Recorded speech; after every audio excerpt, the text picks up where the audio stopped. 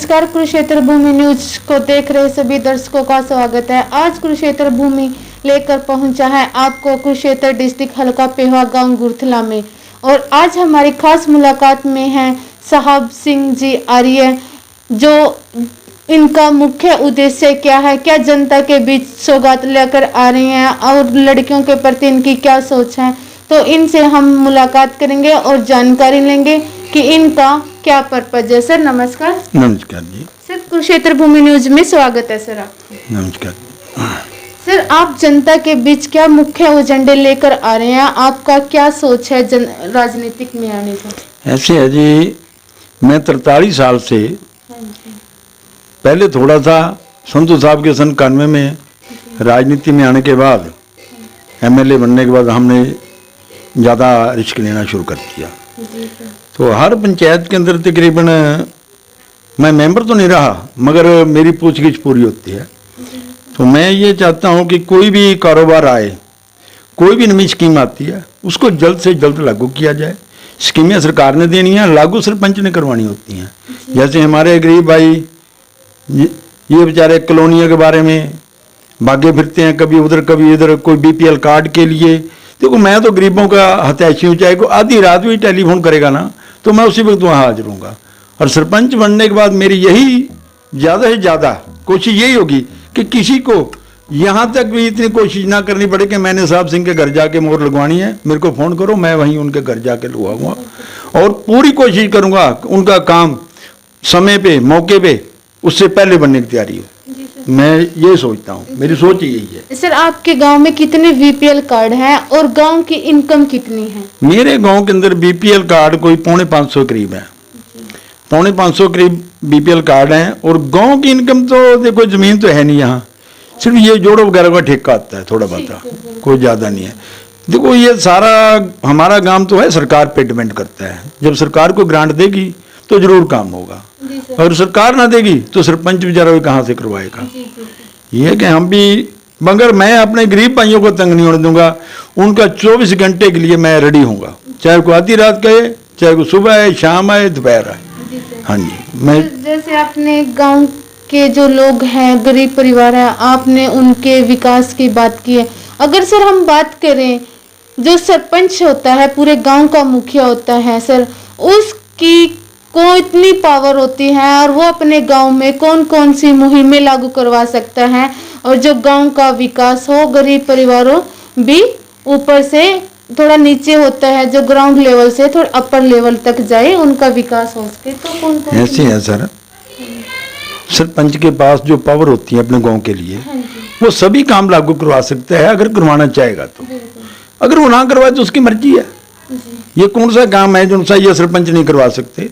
गांव के अंदर ये शिक्षा का ही है, बच्चों को पढ़ाई करवाने के लिए वहाँ स्कूल में जाए, गेड़ा लगाए, वहाँ कमेटियाँ बनी हुई हैं, उनसे मुलाकात करे, प्रिंसिपल से मुलाकात करे, हाँ भाई कैसी पढ़ाई चल रही है कैसी नहीं। और भी कोई नई स्कीम आती है वो भी अपने गांव में लागू करे। हर सरकार देती है स्कीम तो उसको लागू करे जो पंचायत लेवल पे है। जो पंचायत लेवल से ऊपर की बात है वो नहीं लागू हो सकती। वो आपको भी पता है, हमें भी पता है। हाँ जी। सर आपके गांव में कितने तक का स्कूल है, उसके बाद बच्चे कहाँ जाते हैं? हमारे गांव के अंदर +2 तक का स्कूल है जी। उसके बाद तो फिर ये जैसे पेवा हो गया, कुरुक्षेत्र हो गया, अगर यूनिवर्सिटी जाना है कुरुक्षेत्र जाओ, अगर किसी ने कॉलेज में एडमिशन लेना है पेवा है। और स्कूल ये खुले हुए हैं बहुत सारे, आजकल तो टेक्निकल के बहुत काम है।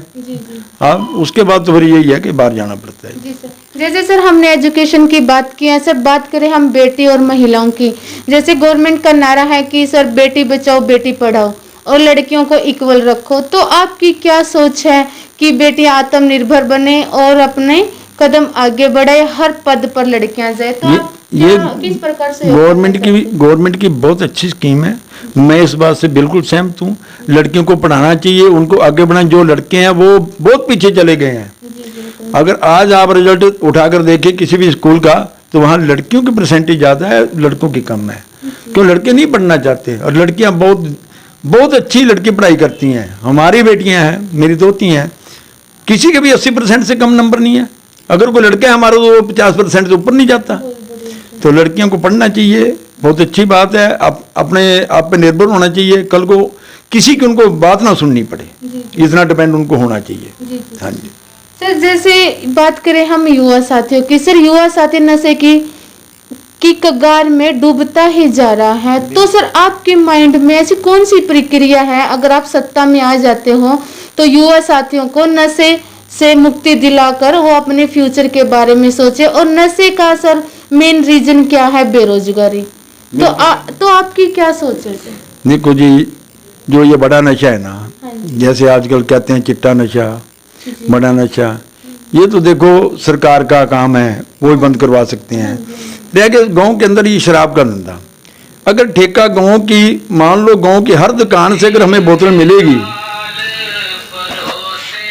सरकार का काम है। हर है कि ये शराब वगैरह जो हर दुकान पे जैसे खांड और पत्ती मिलती है, हर दुकानदार बेचते फिरते हैं, ये धंधा नहीं ठीक है मेरे लिए। मैं ये सोच रहा हूँ अगर ठेका है तो ठेका गांव से दूर होना चाहिए। अगर कोई जाएगा स्पेशल जाएगा, अगर सरकार का कानून है तो देखो, अगर सरपंच के कानून में आता है तो सरपंच बंद भी करवा सकता है उसको। अगर मेरा जोर चला तो मैं शराब से बहुत नफरत खाता हूँ। सर आपके गांव की सबसे बड़ी समस्या कौन सी है जो अभी तक उस समस्या का निवारण नहीं हुआ? देखो जी, गरीब को तो हर तरह की समस्या है। गरीब को तो खाने के लिए रोटी भी चाहिए, गरीब को कॉलोनी भी चाहिए, सब कुछ चाहिए। गरीब को हर तरह की समस्या है जी, हर तरह का। गांव बड़ा है, बेरोजगारी ज़्यादा है। मेरा गांव बड़ा है, बेरोजगारी ज़्यादा है, पैसा कम आता है सरकार की। कितनी आबादी है सर, कितने वोट और कितने वार्ड? देखो जी, यहाँ 47-4800 करीब वोट है। पहले 20 वार्ड थे, पिछले प्लान से 15 वार्ड हो गए हैं हमारे। हाँ जी, तो पहले 20 वार्ड थे। वोट कितने हैं सर? वोट 47-4800, आबादी होगी 12,000 के करीब। हाँ जी। अगर सर आपको सत्ता में आने का मौका मिलता है तो आपका सबसे बड़ा कदम सबसे पहला कौन सा होगा? मेरा तो यही कदम है जी, मैं अपने गरीब भाइयों की सेवा करूं, उनको किस तरह की दुख तकलीफ ना आने दूं। हाँ, मेरा सबसे बड़ा यही कदम है। हाँ जी, जैसे भी हो उनकी मदद करनी, जहां तक भी हो सकेगी, जो मेरे बस में होगी। हाँ जी।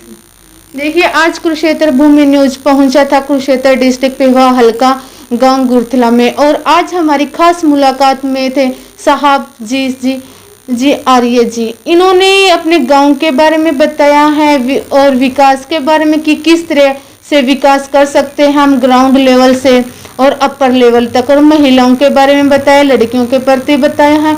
तो इनकी बहुत अच्छी सोच है। हम अपील करते हैं गवर्नमेंट से, अपने ग्रामवासियों को और दर्शकों से कि जो सर का जो संदेश है वो जन जन तक पहुंचाए। तो बने रहे कुरुक्षेत्र भूमि न्यूज में। सर धन्यवाद। धन्यवाद।